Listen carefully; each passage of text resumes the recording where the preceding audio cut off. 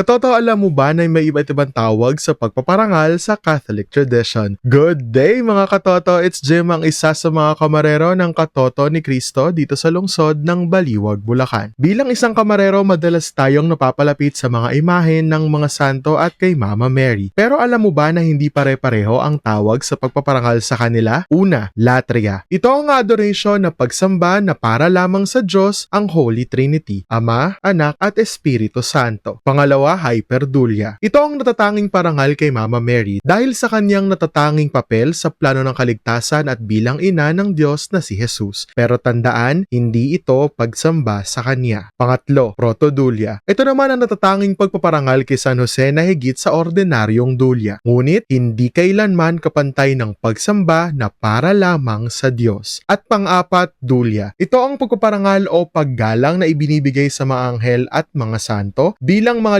lingkod ng Diyos at halimbawa ng pananampalataya. Kaya mga katoto, tandaan, latria para sa Diyos, hyperdulia para kay Mama Mary, protodulia para kay San Jose, at dulia para sa mga anghel at iba pang mga santo. At bilang mga kamarero, magandang hindi lang natin alam kung paano alagaan ang mga imahen. Dapat naiintindihan din natin ang kahulugan ng debosyon na ipinapakita natin dahil ang tunay na debosyon hindi lang makikita sa ating mga kilos. Mas mahalaga na alam natin kung sino ang ating sinasamba at kung sino ang ating pinaparangalan. Ako si Jim, hanggang sa muli mga katoto.